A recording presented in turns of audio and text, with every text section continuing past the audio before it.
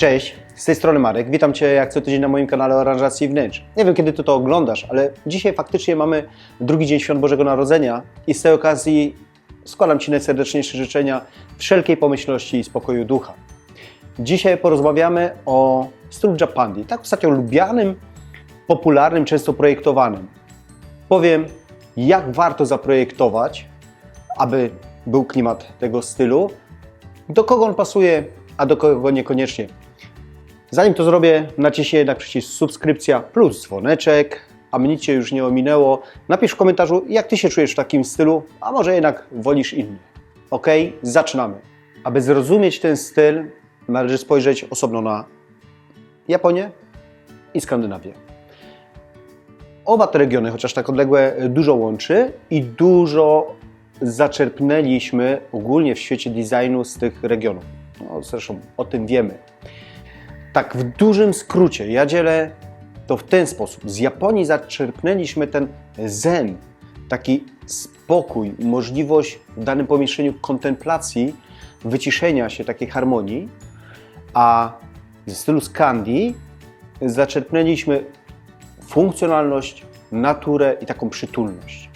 Tak więc no, już taki skrót mamy. Teraz wystarczy tak naprawdę to tylko umiejętnie połączyć i voila, jest Japandi. No nie jest tak prosto, bo oba style akurat uparły się, żeby pozostać przy swoich kolorach, no i tak trzeba by było to trochę wymieszać.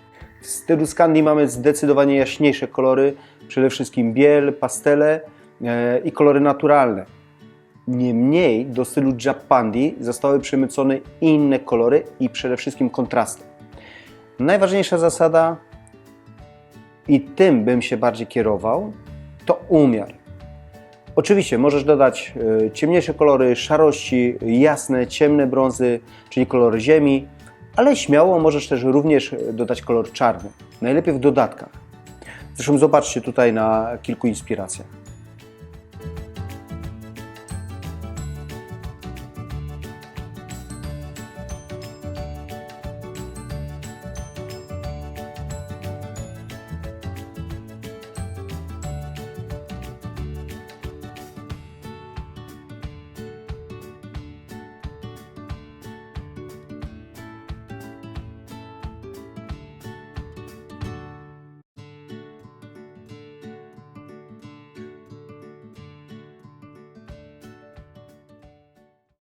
A jak zaprojektować swój dom w stylu Japandi? Przede wszystkim trzeba postawiać na umiar i funkcjonalność.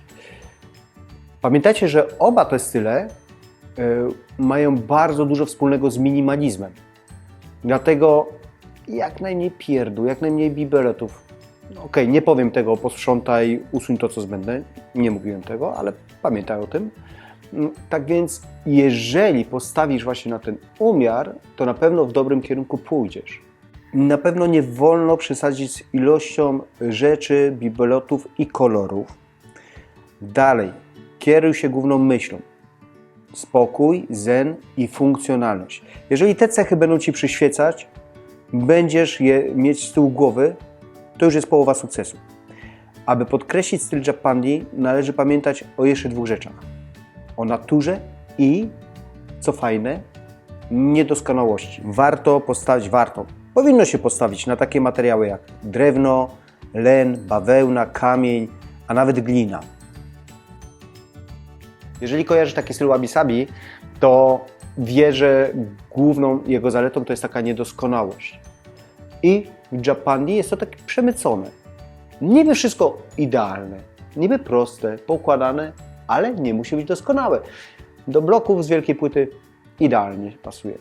Szczególnie w dodatkach można to zaobserwować, ale również w nieidealnych ścianach czy podłogach. Jakieś lekko ubite, jakieś sęki, no tak właśnie takie naturalne.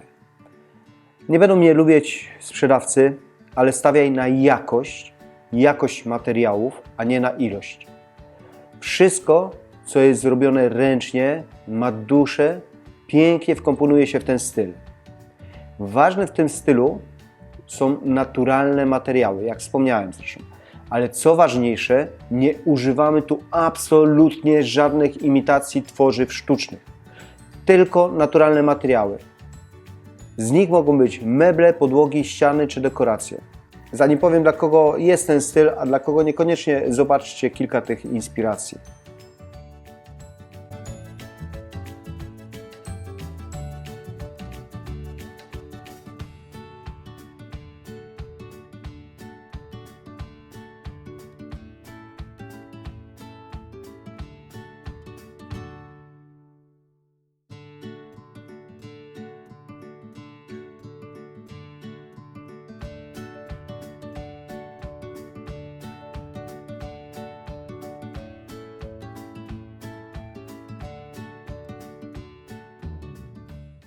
No to dla kogo jest ten styl, a dla kogo niekoniecznie?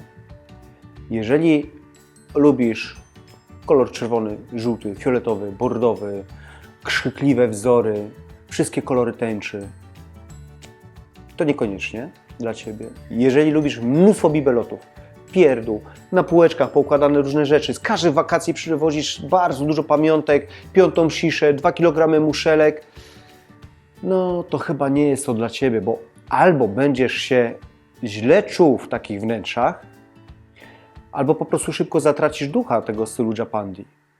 A zastanowiłbym się, bo nie każdy musi się dobrze czuć w tym stylu. Jeżeli lubisz klasykę, ciężkie meble, ciężkie, ciemne kolory, to również to nie jest dla Ciebie. Nawet taki styl modern classic, czyli taki lightową klasykę, to nie. To podaruj sobie Japandi.